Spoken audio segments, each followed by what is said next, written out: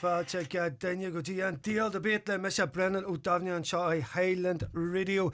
That was a Game of Thrones there. We're going to come to that in a minute. Pauric Hilferty's looking at me a bit bemused here, as is Joe Dex. That was from the Halloween period there. We had a wee weekend off. Thanks just for joining us again. I want to thank host Donna Marie for the news, the legendary Ivan Borland for the Power Hour Plus. Coming up on the show this evening, we're going to look back at all the club action from the weekend. Also club action, Bird Hurlers with a win in the Junior Championship, St Eunan's with a defeat in the Intermediate.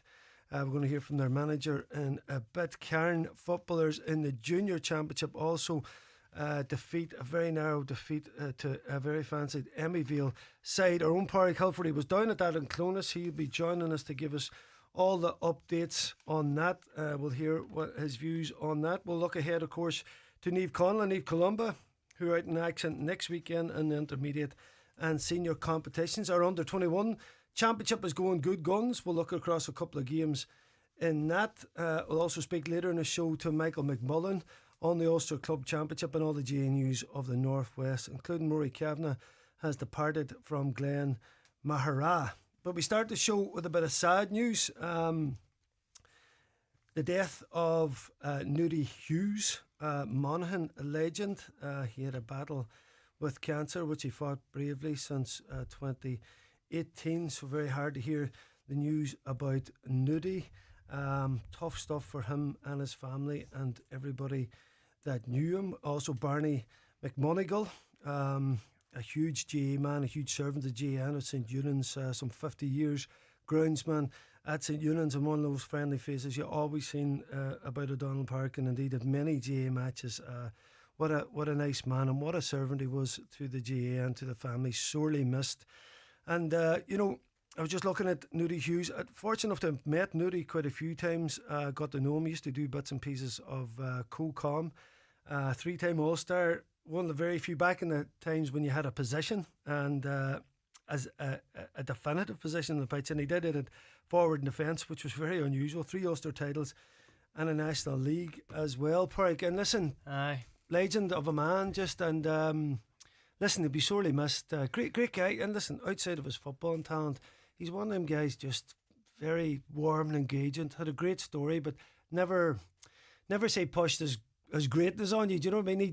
He was very humble, but he always had a good yarn. We were blessed to meet him in the commentary box down through the years, and interviewing Nudie and having the crack with him before, as you indicated. It was just so much fun to be around, and a real nice gentleman, and thoughts and prayers goes out to his family at present, but what an individual, what a story, and from the point of view, you indicated his career in football. But as I say, I was actually looking back today on some of the stuff I would have done with Nudie, just before Donegal and Monaghan were a big thing in 2016-14, and those rivalry games, Ulster finals, you should say, and just as I say, the punditry work that he did as well, it was very, he had that flair, Brendan, as well. He brought a bit of life to commentary, and just behind it all as well, a fantastic individual, as you've indicated.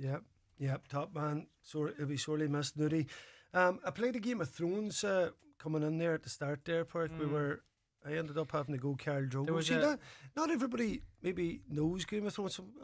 I actually had to go topless there in the Letterkenny shopping centre on Friday, which took a wee bit of guts. My wife talked me into it. Now, we did win a competition, so well done to Trasa for getting us dressed up. That's a couple of times now, but That the Talk us through your outfit there, Brennan. Kids are probably looking to be a wee bit crazy. Who's this crazy man here with a sword? I looked a bit dangerous with the makeup on and that. Well, I had no doubt in my mind that you would have pulled it off. You know, I've seen there was a couple of beautiful images floating around. Yeah, well, the three wee boys was the dragons in now. So listen, all is well that ends well, and we might bow out now. Well, look, you know, after the images I seen, the physique of you. There's a master's goal. Do you know what? There was a tight kind of belt thing on it. Kept me right. I'll be honest. Hey, Joe Dykes is laughing here. Joe doesn't have to worry about that Slim Jim. Joe's producing here as ever. Good man, Joe. Listen, Pauric, you headed to Clonus. This Emmyville team, they've done well in this competition on previous occasions. They're one of the teams would have been favoured for it. But you know, I just listened to your roundup at the end of the match. Like it came right down to the wire, and a bit of controversy at the end as well. But certainly. Karen Donna, you know, we were looking for that Niamh Patrick run potentially, but this was always going to be one of the biggest games in it from the get-go, away from home, down in Clonus, say, against a very talented Emmyville team. Yeah, absolutely. And suppose Emmyville, you've indicated, very, very talented, you know, but Karen Donna, to a man, they really went after them, you know, and suppose there was patterns of that particular game where you looked like, oh, Emmyville are going to go, you know, they look like they're going to push on, and but they never really did. They were never really allowed, and suppose Karen Donna, you know, they just hung in there. They hung in there, and there was an aspect of really tit for tat throughout the game. So Karen Donna would score a point, Amy would go back up, and they would score a point. So there was that throughout the match. It was end to end, really, you know, and suppose going on at half time, Karen were a point down. They started off the brightest. They were 3 up, and suppose Emmyville came back, and Emmyville, you know, the talk of Emmyville down there, managed by Owen Lennon, and as I say, you know, they have good pedigree. A number of players played inter-county as well, but Karen Donna to a man, like, they fought really, really impressive throughout that particular encounter. Big calls by the referee, Brandon, at the end. You know, I was just thinking about this today. You'd like to see them back, you know. I think the last passes of play was a sideline ball came in from one of the Emmyville half forwards. I think it was David Duffy. He kicked it in. Conor O'Donnell got up, and Conor, doing what he's been doing throughout the year, got up highest, got the ball, and to me, like, it kind of maybe it looked like he tried to get it out, and the referee indicated that he threw it. Huge call at that particular stage. Why did you think there was like a tough call? You know, whether you think it or not, to decide a game of that magnitude at that time. I mean, I know people say, right, a ref has to trust his instincts and go within that, but you know, can he be 100% sure that was a throw ball? I mean, for Conor to do something like that, I mean, you're not going to risk that as a player. Now, sometimes your momentum, you kind of swing, don't you? Yeah. There is a wee bit of a throw action with the ball. I mean, a few times the J have tried to kind of come up with ways, you know, the hand pass, the flick, and they cut all that out because they didn't want that kind of false hand pass. But that type of momentum, sometimes you are kind of throwing it as you pass it, obviously, you know. And that was it, suppose, and, you know, from where I was sitting, you know, that's what initially I thought straight away, you know. But, you know, it was just such a way to go out of the Ulster Club Championship that particular way there, you know. But Karen, to their credit, you know, they battled really hard. The second half they came out, you know, I suppose it was, again, Emmyville went 2 points ahead, but Karen, a black card to the cornerback, Andrew Stewart. He went off. He was, suppose, you know, Conor O'Donnell was getting a little bit of extra treatment, so a black card down to 14. Suppose that's where Karen will be looking back on it, and they thought maybe they could have, maybe, and they should have, you know, used that. But as Micheal indicated to me yesterday, it doesn't always materialise like that, you know. And suppose the 10 minutes, they brought themselves right back in it. Fergal Doherty kicking a point after into the second half. Donald Doherty, Cian Doherty as well. And you know, there was, suppose, that penalty as well. If we reflect back on that particular, a shot came in from, I think it was Cian Burke, and he was, I think he was outside the penalty. Obviously, his shot was outside the penalty area, but the defender was standing in, and it was for a foot block. And I thought it was a little bit of a bizarre decision as well now, but I'd have to, again, look back on it. Karen Donna got a penalty out of it, and at that stage they were up a point a good, but Look, Emmyville showed why there's big talk of them in Monaghan. Brendan Niall McKenna for me was outstanding, wearing number 13. The movement from himself, and Ali Stewart at midfield, the full forward line for Emmyville, you could see there was a lot of pedigree there. But Karen Donna, to do the credit, they battled really, really hard. And look, Micheal O'Donnell, their banished door, having a chat with him, and he was so disappointed, but proud in a way. We have that piece, Pauric. We'll listen to a bit of it now, actually, because out of respect to Karen, because from the year before, very well beaten by Niamh Patrick in the final, so they really regrouped and came back like a real force. And like, as I say, Emmyville, one of the favourites for it. So away from home, desperately close. But a couple of words, you caught up with Micheal yesterday. We'll hear from him here. We're definitely disappointed. That is the as we're coming off the pitch, that's the thing that I said to the lads. As you walk off, you hold your head high, because we performed really well on the day. Against a really good Emmyville team too. But our performance was good. It's small margins at the end of the game. I thought we were about to go in the attack, and there's a free kick given the other way, and that's what's decided the game. Really small margins, because throughout today's game it was one of those that was point for point. It was really, no team could really get ahead at any particular stage. But you started the brighter in the first opening half. You got a couple of scores and really asked a lot of questions of that Emmyville side. Yeah, and that was the start of the game, but the whole game was probably a bit like that. It was a bit of back and forth, and it was it was two good teams. I think that were kind of going at each other, and again, unfortunately for us, we're disappointed, because you obviously you come here with the intention of the focus is on winning. That's what you always want to do, and so that's the disappointment. It was a 1 point game at half time, and suppose you've indicated that it was just tit for tat, but in the second half, suppose Emmyville went down a player, and suppose that one passage of play that you couldn't really you couldn't really get as much as you'd like out of that 10 minutes when they were down a player. Yeah, they probably, and again, they're a good side, so they probably managed to keep the ball for a few minutes, and that, when we were trying to put a bit of pressure on them, and maybe struggled a wee bit to do that. Of course you'd like to maybe make more of those moments, but there's no guarantee.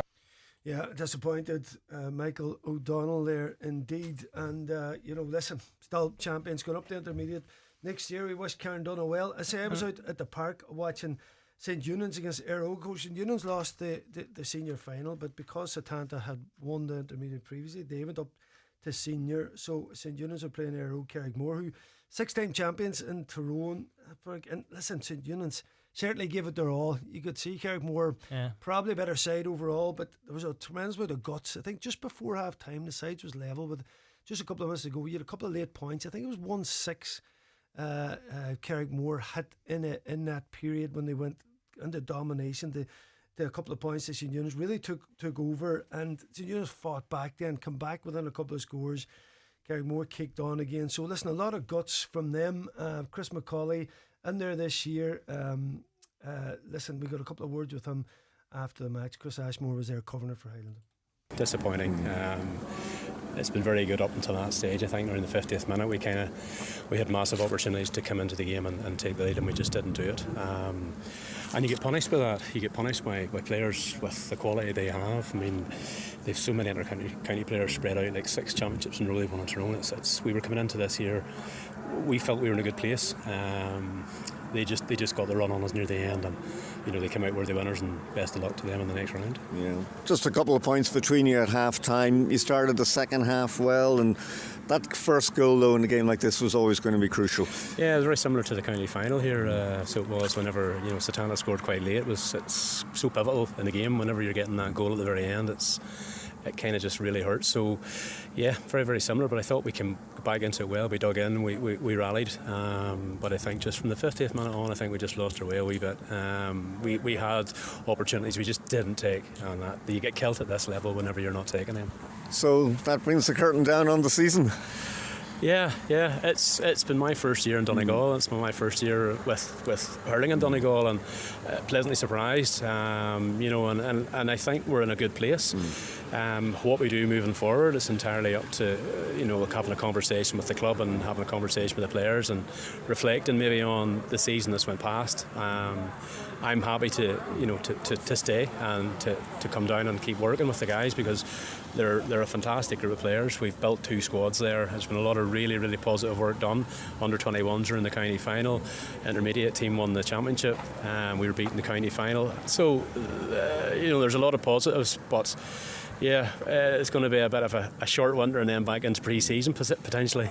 And maybe in the end, at 6 points, the deficit perhaps a little bit flattering to them because you ran them close for much of the game. Well, I think it's kind of shown, in Donegal and race. There's really there is good hurling and there's good hurlers in Donegal. Today, they got a run on us. Was there much between the teams? I don't think there was. Potentially, I think they moved the ball a little better than us today, but I don't think there was that much between the 2 teams at all. You're correct in saying that. Yep, thanks Chris Ashmore there covering the game, and well done to Chris McCoy because I could see a huge difference in unions from last year to this year, and that's what your job is as a manager, improve the team. And as you mentioned, a lot of hurling teams going well, but certainly the senior team, you look at how close they ran Satanta and where they got in terms of up to that level, because everyone I suppose in Donegal is getting to the Satanta level, always the team to beat, and unions came mighty close to doing that. Pauric, under 21 championships going good guns there at the weekend. The men from Glen Swilly digging out another big victory against Sean McCool's. Gudor and Unions Drew for Masters had a big victory over a Rua. Neve Connell beating Dunlow as well. And group stages of the under 21s were down. There's one more game to go in the groups, Pauric, so it's starting to take shape there, and a lot of good things happening there with clubs and underage. We seem to be seeing a lot there, particularly obviously been 04 Mass, but certainly Glen Swilly. Yeah, absolutely. Glen Swilly, I suppose like a 1 point victory for them against McCool's, and suppose when you look at Glen Swilly, they were in the minor final last weekend. And they've been in the under 21 final last year. Lost one player from that particular squad. This batch of players that are coming through, they're putting in big performances, and they've a couple of notable gentlemen on the line as well, that of course brings a lot of experience, and when you have that experience and the encouragement from your peers, if you want to call it, they've been there, done that. It's important. It's very important, and I suppose. Glen Swilly, they'll be very happy heading to the Burn Road this weekend. Well, that's what I'm saying, the Burn Road now, Pauric, you're smiling because this is the Lion's Den, is it? Rekindling and all. No, look, as I say... there's a healthy rivalry there, indeed, I think, with clubs. Listen, I think now, from where it used to be years ago, I think the rivalry with young boys now coming through, it's more, listen, it's still obviously there, but I don't see it ever getting kind of heated the way it does.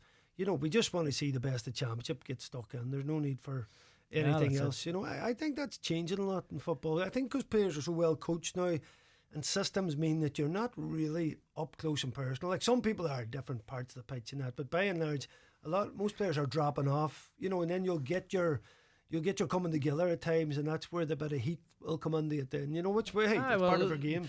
As I say, like you were referencing St. Eunan's and the hurling there. Managers improve the players. And that's what every coach is trying to do every night, is improve them. And smart footballers, they're all, I suppose, when you look at a player now, it's like he stepped off Baywatch there. He's just 6 but all serious. Like even looking at the junior footballers yesterday, the athleticism of them all now, they're just so they've got athleticism, that maybe not say you, but me, maybe didn't have. Funny that Dave come up. I was driving along, wee memories come up to your head. I landed back for pre-season with Van Harps, and Donald O'Brien caught a glimpse of me, and he's like, "What are you going to call it?"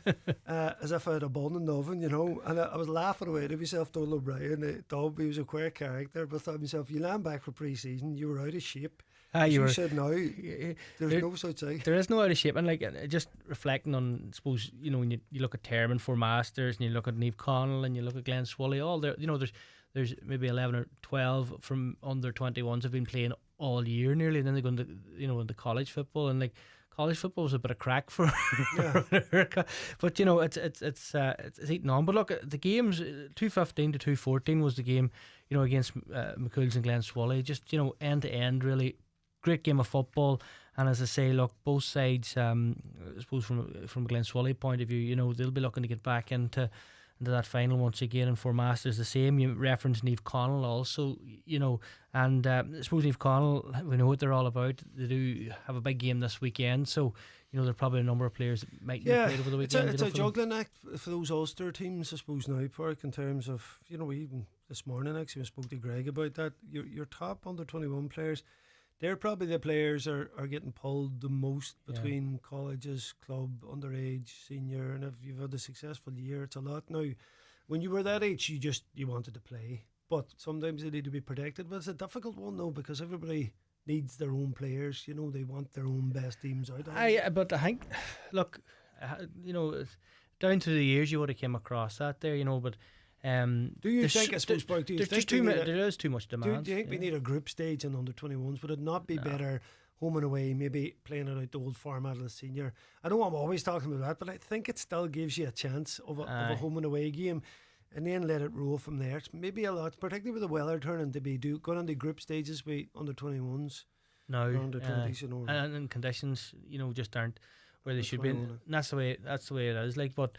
No, you're dead right, and suppose the Dr. McKenna Cup is back as well. You know, so if any of these young lads are, you know, making into gym squad, or you know, there's potentially one or two of them. I don't know the spread of players. If there's that many, there's a few. There's one or two from Term, maybe one. I don't know, Glenswally, but you know, you're looking at that as well, and some of those managers as such have to deal with maybe a lad away training with the county as well. Yeah, during that time. Talking about underage, the all Conquer and 4 Masters are playing Dungiven in the Ulster Club competition, and you know, you would think, you know, it's funny when you go out then, because they've been so devastating here in Donegal. You know, you obviously behind them now. You want them to go on and kind of make their mark in the Ulster competition. I was doing the final 4 Masters against Glenswally, and they're a phenomenal outfit, you know, Brendan, to be honest, and look, they're going to take a lot of beating. I suppose Mal would know more about the Dungiven setup. Like they're going to be difficult to beat as well. But you know, when you look at 4 in a row at minor level, you know, it's what 1 or 2 Ulster minor titles as well. You know, they're a formidable side, and you know, their style of football as well. Very, very intelligent players. Just watching, you know, they were bringing the ball into the tackle against Glenswally. Glenswally liked that. They changed it up. They pulled Conor Micheal out, you know, switching plays. You know, it was good to see them play, and very ruthless when it came to it, you know. Yeah, they're knocking on the door too. They were very close, of course. You know, they got 3 up against Niamh Connell in extra time, you remember, and you know, so they're certainly coming close. And good management. They're talking about different, you know, the likes of obviously Barry Dunyan's a manager, Barry Mullen, Doc's in there, you know, like again, serious servants. The club all played county, and that you know, great influence for the next generation coming through. Absolutely, like and suppose you know, 4 Masters over the last number of years, you know, it has been common. But before that, you know, they've seen what happened when you're not producing players at underage level. And Donegal is very, very competitive, and it's going to get even more competitive. You know, when you see teams that are coming as well, you know. So look, 4 Masters, we keep talking them up, but at underage level they're dominating, Brendan. So listen, you know, facts are facts at the end of the day. That's it. Hey, we need a few spies down in 4 Masters, see what's going on there. Big Woody McBride, we've already down there, hasn't told us anything yet now, but so somebody said something. Listen, fair play to them, well done to all. Of course, I'm going to talk to Mal, of course, about Ulster stuff coming up. Michael McMullen of Gaelic Life, it'll be on me as soon. Of course, Niamh Columba are playing Carrick Moore. They had a big victory in the final against Kilkenny by 8 points. And of course, Niamh Connell are going up against Scottstown. And listen, there's some powerhouses in there in Ulster. And Scottstown's a name you see time and time again. You know, difficult proposition. Myself and yourself going down to cover the game, Pauric. Really looking forward to it. I mean, I'm down. We had no show last week and the Monday before. We were down. Great time. And Niamh Connell and a lot of lads came up to the show and that. We had a brilliant Monday night down there, down in the Thatch. The show, Joe was down here looking after us as well. And I stopped with Connie McMahon on the way back up in Fintown. Huge, you know. We stopped with Connie. We stopped with Connie last year. Stopped with Connie for the tea on the way back. We had a great crack. Connie's probably listening in. Connie, hope you're doing all right there, sir. Down in Fintown, yeah, you'll be listening in this, I'm sure, on Sunday at the game in Clones. Speaking of a few Mullen natives, yesterday, just up in the press box. You know, Scottstown or Scottstown. That's what they were saying about it. And Niamh Connell or Niamh Connell. You know, and it's a game I'm really looking forward to. You know, it's where you want to be. And suppose Niamh Connell, as they look at this one, Brendan, you know, they will really want to do something in Ulster this year. I think that's something that's sitting there on Martin Regan's target. Look, Scottstown are a serious outfit as well. You know, it's going to be a really interesting game. And I suppose you look at it, you know, particularly as we know, Shane Malone, Max Campbell, Finbar, you know, this last coming into the side, you know, between last year and this year, the much they propelled this team, you know, the hunger that they have, while certain players now are coming towards the end of their career. There's a lot of rejuvenation coming in. Niamh Connell, of course, a former big Gallard midfield, and so many plus points for them get into this with the new rules, which a lot of people thought it might affect them. They are county champions again. So it's really kind of two fairly much heavyweight sides, both looking into it very confident. But maybe Scottstown, because they're in Clonus, they'll probably be slight favourites, but there'll not be much in it, Pauric. Well, you look at, you touched on two players. Shane Malone, for me, creativity, taking on shots, that score that he got at the end, immense. Max Campbell, different type of player, sneaks in, gets those really important scores. Young, only 18 Max is, and is he 20 yet? You know, but you've got Finbar there as well, driving that. Kevin McGettigan, and you hit the nail on the head. Kieran Gallard midfield, a powerhouse there in the championship this year. It has to be said. See, when you look at it, Pauric, what happened when you've plenty of space, better player, or not better players, but good players also. It's going to find the gaps, and if you've got good runners with good engines from deep, they're going to find themselves in pockets. And I think that's what was happening a lot in the games now. So, you know, the players that would have been sitting in a counter-attack position now are finding loads of gaps when they break up the pitch, and it's impossible to tie people down. But the other side of it, Brendan, too, is, you know, which is great to see, they've been encouraged to take a shot on. Like that last opportunity for Shane Malone. That was some score. If that was last year, would he have took it? Yeah. You know, where he would have left a point in it, so maybe not. Well, maybe not, but you know what I mean? No, that's not the point. The point is, you know, the creativeness is back, and you know, fellas like yourself lived off that, you know. No, and you're right, Pauric. People are, you can see it, have a go. You got to trust yourself back. Absolutely. Either, what's the point? Nothing worse than somebody turning back from a shooting opportunity. No, absolutely not. And it happened yesterday from Karen Donna. They had to be brave when they were taking shots on. You know, and they were kicking against the breeze in the second half as well. Yes. You know, I think it was big Donald Doherty kicked one out in the far right hand side into the old dressing rooms end. You know, and I thought that's a really good score. Worked it in, used what he had, his right boot. He was 30 yards out, stuck it over the bar, took a shot on. You know, and that's what you want to see. If you're coaching, that's what you want to see. Yeah. You don't want to see him hand pass the ball back, waiting for you to Future come. chairman, coaching manager, etc. Pauric Hilferty. Not a chance. I would let me hear it. We'll be back after the break with Michael McMullen. Stay tuned. The DL Debate with Sister Sarah's Letterkenny, serving food you'll love till 9 p.m. daily in Sarah's Kitchen. And there's free admission entertainment every weekend. B&Q's Black Friday Big Brand Sale is now on, with brilliant low prices on selected kitchen and bathroom sinks, taps, appliances and accessories. Plus, there's 10% off kitchen, bathroom and bedroom installations. Shop in-store or online. You can do it when you B&Q it. Ends 1st of December. 10% off. Applies to installation costs only. Exclusions apply. See DIY.ie for details. With an ESB Network smart meter, you're in control. Track your daily, weekly and monthly electricity usage so you can choose the right plan for your home. Smart meters help all of us make smarter energy choices, so we can work together for Ireland's cleaner electric future. Sign up to a free ESB Networks online account today and see how your smart meter can work for you. ESB Networks, energising your everything. Morning to you. How are you all keeping? I hope you're very well. Hello, darling. Hope you've started packing. Mum. We're dying to see you this Christmas. The tree's up already. Mum, I don't know how to say this. What's wrong, pet? I can't come home this year. It's just too expensive. Oh, sweetheart. We'll miss you. Sometimes life keeps us apart. But at Highland Radio, no matter where you are in the world, this year we want to make Christmas extra special for one lucky family. We want to bring a family home for Christmas. You can nominate yourself or a loved one. visit highlandradio.com to submit your nomination.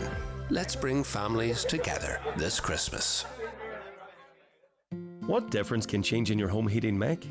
Well, if you switch from oil to Keller gas, it's a bigger difference than you think. Because every new Keller customer gets a blend of our renewable gas, bio-LPG. Works like regular gas but with lower emissions. So now every cosy night in and instant hot shower is that bit cleaner, greener and more sustainable. Switch today and you'll also get a free boiler. Terms and conditions apply. Learn more at kellergas.ie. Keller, the energy that connects us. Darren knows these roads. He knows every turn, every tree, every person's house. He knows when he wants to put his foot down. But here's something he doesn't know. He doesn't know that Jim is searching for his phone and has taken his eye off the road, just around the corner ahead. Darren doesn't know this. But they're both about to find out very quickly. Even if you know the road, you don't know what's coming. Say no to speeding. A message from the Road Safety Authority. Visit rsa.ie. The DL debate with Sister Sara's Letterkenny, serving food you'll love till 9 p.m. daily in Sara's kitchen. And there's free admission entertainment every weekend. Right, folks, welcome back to DL debate. I'm delighted to say I'm joined by Micheal McMullen. His friends call him Mal. So how are you, Mal? Not too bad. I thought I was tuned into the Pauric and Brenton coaching clinic. Stuff going on. Well, hopefully you weren't taking any notes. Mal, see, at this time of year, you actually can catch a breath and you actually talk about something that has rapid fire results and what happened there and move on quick. And Brendan's very Halloween outfit. My Halloween outfit. I was wondering when you were going to talk about that. Aye. We'll avoid it. We'll avoid it for now. Tell me, Mal, first off the bat, Rory Kavanagh. Just did the 1 year. Himself and David Hurley were up at your friends there in Glen Mahara, but a bit of a disappointing finish, the semi-final defeat, and just a 1 year. Are you surprised at that, man? I don't know enough about it to know if I'm surprised or not, but I suppose the biggest talking point is it's probably a wee bit like when Mickey Moore stepped away from Slantneil. It's very difficult to follow the man who was there and achieve so much. So. But I met Rory a few times when he was down training and always a good guy to chat to. So it's a big appointment now for Glenn to fill his boots because they've got a team there that still won't be far away. Like somebody did pass comment to me that the Glen team was on the slide after they lost. I think that's always very knee jerk, to be honest. But I suppose from a Donegal point of view, it's interesting to know will Rory come back into management, maybe with Unions or somewhere down the line, because he's a big football man. I'm sure it'll not be long before he's rocking up along a sideline somewhere. No, definitely not. And listen, he won a championship with Unions, and listen, everything that he's done in the game, he's obviously a legend at St Unions. It's there's not that many Donegal managers tend to go out and about. I know obviously Luke Barrett's involved with Loch McGrory. He's gone over and it obviously has had a big impact there. Has Luke, and they're getting ready, of course, for their Ulster Championship game as well. So, there's a lot of Tyrone men and coaching in Derry at the minute. That's one thing for sure, Mal.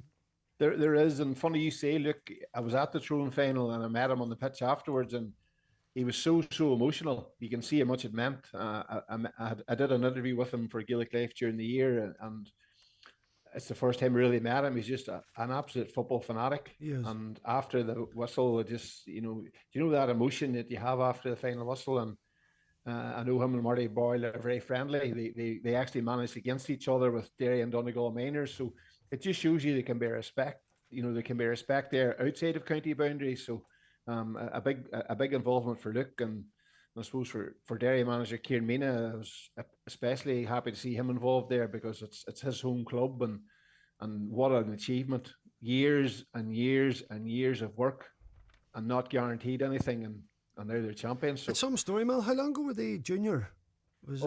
I'm not too sure exactly. I know in '98 they got promoted via the league playoffs, I think it was, because they didn't win the championship. And I think Kieran Mina was on record with somebody saying that they never even got to an intermediate final. Yeah. So that's remarkable in itself. And I suppose the other thing that maybe some people won't really fully fathom is that they only had 23 fit players togged out the day of the final. The two guys who were injured were obviously listed in the programme, probably just, for souvenir purposes and all the rest. But and they only used one sub late on, and the level of high octane running they were doing says an awful lot about their level of conditioning, because I sort of worried about them on two fronts going into that final, Brenton. Number one, they had never walked behind the band before. Trillick had walked behind it, I think, 6 times in 11 years. And then obviously Trillick at that stage had they had Richie Donnelly on the bench, who was an unbelievable weapon. But I think whoever has been involved in the S&C, and the crack yourself have been in the unions there, just what goes into winning the championship. The S&C department with Lochmacrory, they've got them in absolutely top shape. The fact that the game went right to the, as the old saying goes, right to the wire, and they were left standing. So amazing result. The reward now is a nice handy one with Kilcoo. There's an asset test now, but you know what? Well, is there something in that there's nearly a buzz about you're paying such an iconic team? Does that in itself maybe actually give a buzz? That we're on this amazing story nobody thought would happen, and why not? I think it has to be like. It was actually their captain Nathan Kelly I interviewed down at the press evening just last week, and he was saying things like he went to watch Kilcoo playing, in games, and now he's going to be trying to curb Paul Devlin or Shailen Johnson or whoever his matchup happens to be. So now he's coming up against them. They will know an awful lot about them. I think what I would say about Lochmacrory is, you talk about the partying that teams do after finals, Brett. That has to be done. I think the biggest challenge for Lochmacrory is the spark. Like, they've spent so long trying to win the O'Neill Cup, which proves very, very difficult to win. And you've poured everything into that. Then you have to go and start something new, which I think is the challenge. And then obviously the fact that Kilcoo, I think they've won something like 13 out of 14 down championships. So this is definitely not new for them. No, and you know what? No more than some teams out there, and I know even that's not taking away from Newcastle, but they look like they were beat a few times. So were Kilcoo and Down, but they seem to find a way, which isn't by accident. But when they come in the Ulster now, you expect a step up, I suppose. And you just, when you mentioned first year, what about Newbridge, Mal? I know you're up at the game. There's a report up on the line on HighlandRadio.com from it. Is this second year thing? Is this a big year for them then, in terms of back to back Ulsters? It's time to, or back to back Derry Championship. It's time to make your mark in Ulster. I think so. Whenever I talk about teams coming out of their own county, a word I always use lots of ambition. What's your ambition? Is it just that you're happy with your lot? And anybody sort of knows Paddy McGrogan and Conor Doherty, them boys that will be knocking around Derry panels, they're trying to win an All-Ireland with Derry. So there's ambition there. and the fact that an interesting aside is there's only 2 players in the Newbridge starting 15 that don't have a brother in the panel. That's how close it is. Yeah. It's really, really close. So they have that close, what do you call it, sibling rivalry, they called it. There's a bond there. They're all of the right age. I think this is the right time for them to have a crack at it. Yeah, I definitely believe that. And obviously, Kilcoo will be favourites, Brenton, because they've won an All-Ireland and they've walked the walk. Yes. Yeah. Well, see that area, because a lot of people might know it. There's nothing actually there, and it's sandwiched in between another 3 big clubs in terms of its area there, and it's hard to know where all these footballers are coming from. It's as if the pedigree of the man seems so high in Newbridge. It's not the population. I mean, look at Maherafelt over the road compared to Newbridge. You're like, right, how are they doing this? Well, they're third in the Roll of Honour. They have 12 championships. Ballinderry have now 13. So that may be a target for next year to get level. But so it's not as if the history was club. There. Yeah, they have the history. They have the history. Like Damien Martin was sitting in front of me in the game last weekend, and he captained them to a championship. So it's not as if it's alien to them. And then the thing about it is, and probably what you find with a lot of these clubs is, every time there was a Derry minor team that was doing well, or a St. Pat's Mahara, or probably more so St. Mary's Maherafelt, there was always a Newbridge player there. So that tells you that over 5 years of 5 county minors, you've got 5 really good players, and that's the core, and that's what they've done really, really well. An interesting angle to it, Brenton, is I can't remember the exact number here, so I'm not going to say it, but when they won the championship last year, there was a photograph doing the rounds of an under-16 team that lost a B final. And there was, I'm going to take a rough guess, and I'll probably get this wrong, there was probably 8 or 9 players in that team that won the championship. Right. So it's not as if they've always been winning like the grade A titles. You know, you chatted about 4 Masters there when I was listening in. So it's probably about the quality that they're bringing through, and they're doing it really well, to be fair to them. Yeah. And Mal, just on Dunloy, I suppose, what was it, 90 years or something? Something like that, yeah. I mean, and listen, they still give it their all. It was one of them, listen, whoever's drawn against the Derry teams, it's going to always be tough, but I mean, they certainly went down with a fight, right? They're a brilliant side. I was actually surprised by the amount of people who were surprised that they were good, if you know what I mean, because I would have probably watched them from afar on TV and things, and would know the quality they have. And with 10 minutes to go, it was level. It came down to one opportunity where Denoy overcooked a play, and they could have got a goal out of it, albeit the player took 8 or 9 steps, which would have been a talking point in itself. But that's how close they were. Renting 10 minutes to go, one play away from going 3 up. And as much as they're a new team, I keep saying this, you're probably talking 4 or 5 of them had played for Antrim in Division 1 of the National Hurling League. They've won Ulster Championships in hurling, played in Croke Park. Different size of ball, but it's the same mentality. Yes. That's probably fed into them as well. So you're probably a wee bit like the Slantneil and the Lockmore Castlelany, where you're used to playing in big games. So it's, you know, there's no stage fright as such. Yes. Pauric Hilferty's still in studio with us. Pauric, we get on to Scottstown, Naomh Conall, and I'm interested to get Mal's views. Just looking at it from, you're hearing reports of the championship, Scottstown just seemed to cast a shadow, like Kilcoo more or less. There's a couple of teams in Ulster every year. They look like they're always going to be the team to beat, and they just really dominate. You know, they're such a powerhouse, and that's, as you said, it's an intriguing encounter coming down the tracks for Naomh Conall. Now the month off. Is that a bit of a? I would say Martin Regan would be happy with them. You know, right. maybe the month off, maybe a couple of weeks, yeah. But you know, it's been a taxing championship for Naomh Conall. Like, you know, I think there's 5 games in the bounce there before they got a bit of a break. You know, so it'll be able time to get There bodies. should have been no break between our quarter final or semi. We should have used one of those weeks. I mean, I cannot get my head around this. If you play a pre-quarter final, quarter, and a semi, there's absolutely no need for this to be. If we have a month then in the Ulster, I mean, at least take that week, you know.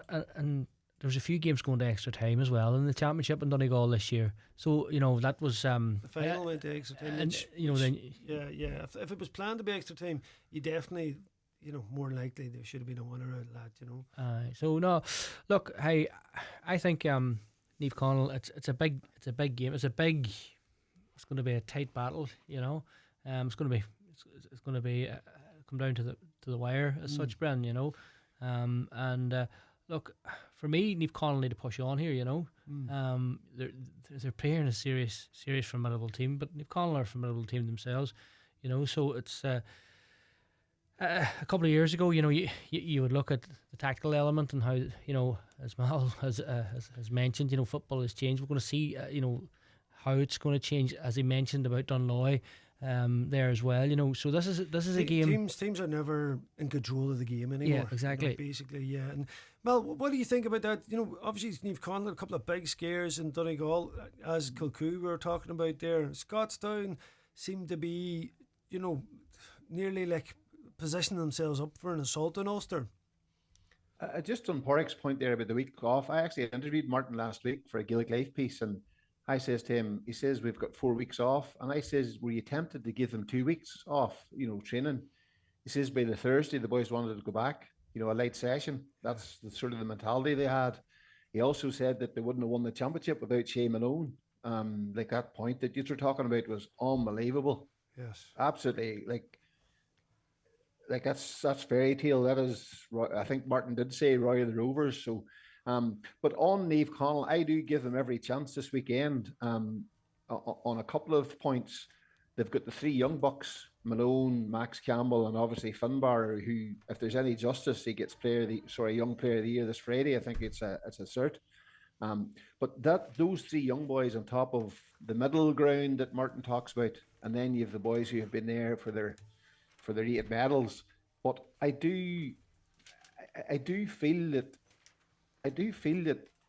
they'll be very, very tough to beat. Like I've listened to, I must listen to it in Highland this week. I listened to him playing against Gowna, and I could hear Oisin Kelly, on Kevin McGettigan's late goal. I was coming down the road from a game recently there, and it was the Terman game, was it, where Max Gamble scored the goal. Like, they do not know whenever they're beaten, and that is an unbelievable quality to have. That is even against Four Masters as well. They didn't did get Shane out. Malone score 8 points or something that day, or something ridiculous like that? Yeah. Listen, it's funny there. Players that come through there. Well, we were saying with Pauric, because there's so many players and they've been in so many finals.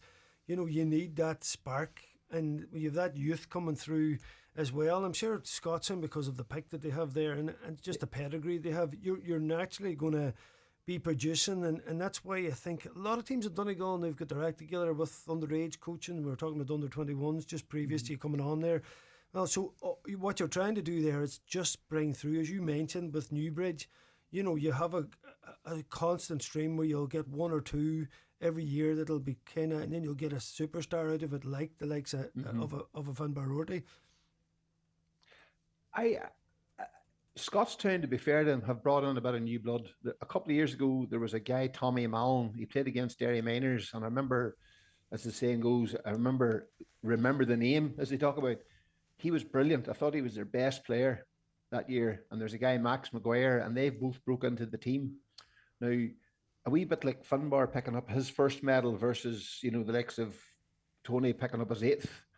Scottstown guys picking up 10, whereas some boys picking up their first. So they're probably quite similar in what they're doing. The only thing is Kieran Thompson's now gone versus Ryan O'Toole and Conor McCarthy on their way back. But I have an awful soft spot for the team that's wild hard to beat. I just think that stands for something. That's the dogged Derryman in you. See. I wouldn't rule out Niamh Connell winning in Clonus. It's still a big ask, but I would not rule that out, because they were one possession away from beating Glen, and Glen went on to win in All Ireland. That's the level they're at. So sometime that is going to change, and Sunday could be that day. Like, let's face it, we can't predict in games. Like, we can't. We're hopeless at it. But all I can say is there's every chance Niamh Connell could come out of Clonus with a victory. That would not be a shock. For me, it wouldn't be a shock. Yeah. As Ma was saying there, there's 4 lads there now of 8 championship medals, which seems absolutely remarkable. Crazy. When you look at how hard it is to win championships. Like, so But there's the backbone there. Since 2005, like, it's the span of it as well. Yes. And look, and having big roles as well. Brendan McDyer, I thought he was awesome in the final, and Brandy picking up his 8th medal. He was, when the game was championship, fantastic championship. When the game was going away in the first opening half, it was Brandy who stepped up. It was, a number of the old guard, Anthony Thompson, just, really driving it forward as well. And sometimes, they don't stand out in matches, but it's the runs they make, it's the blocks they make as well. And suppose Martin Regan, looking at his squad as well. You mentioned that lad Shane Malone. I know we're mentioning him a couple of times this evening, but what a player! He's got that flair, Mal, as well. And as you indicated, the space is there now too, Pauric, to operate. You're going to get you're going to get those shots away, and if you're brave enough, as you were saying earlier. They're on. The talented players are coming to the fore more now. But does Jim go for Shane Malone? I think he has to. Listen, he's 18 players named there, Pauric. Has he? There you go. Yeah. Did you make the cut, lads? Did you not see the picture of Brandon Ferguson around Facebook there? I'm going to Hollywood. I heard you were going to make the cut until he spotted that at the shopping centre. We need a few cups, all right. But we need a cup. Hey, Mel, we're down to the last couple of minutes. Tell me, Mel, Declan Bonner's appointment with Kings Court Aaron Gales takes up the rest of the championships there. Declan Bonner, after a couple of years in Fermanagh, has got the hot seat there. What did you make of that appointment? Probably a very good appointment, you'd have to say. He's got an awful lot of experience, and more importantly, he knows the county inside out. Yeah, there won't be a senior footballer in Fermanagh he won't know about. So I'm assuming he's got somebody in his management team that knows intermediate and junior, but. He's done well everywhere he's went, man. Between He has been. He's got an unbelievable level of success. Like, yeah, he done well with Godor. He obviously underage Donegal, and then he won a couple of Ulsters. Nearly did the 3 in a row. Remember the Cavan That's defeat? right. Yeah. That's You right. know. So listen, he's got a proven track record. He's actually was out in America there. His young boys playing American football. We were trying to get him on actually, but he's travelling at the minute, so we'll get him on next week. I was interested to know how it went there. So the young lads out doing a bit of kicking out there. Oh, you're always fishing for the Masters team. You know, this is what he's at. Like, you know. Is that right? Oh, it was out. Yeah. No. That's, Maria got that onto ship the sailed. Ulster Masters team, and you know. She showed me up now, Mel. sister, man, She's still winning medals, but no, his lad was out there playing American see that, football, actually, yeah. Killian now. So I'm interested. I suppose, listen, mostly hear his views on the Fermanagh post. But listen, fair play to him. Listen, he's obviously got that energy for it. He loves the game, and as we all do. So listen, we wish Declan Bonner all the best. We're down to the last 30 seconds. Mal, where are you about this weekend? Will we see you in Clonus or are you somewhere else? I'm going to. I've got my Derry colours on, lads. I'm going to Armagh. Madden. But They'll give you a nice welcome. But here, I'll be listening to Highland, and where do you see there'll be a last minute Niamh Connell bit of something? Who knows? And brilliantly described by the passionate and the brilliant Pauric Hilferty. He'll be on the mic. No pressure, lads. Yeah, very little now at this stage. Not at all. Listen, Mal, top man as ever. Thanks for the roundup. We'll catch you down the tracks. Not a bother. Appreciate Thanks it, very top man. Pauric Hilferty, thanks as ever for coming in and giving us your views this evening. And of course to Joe Dex. I'll speak to you all next week. The excellent Monday night sessions is coming up.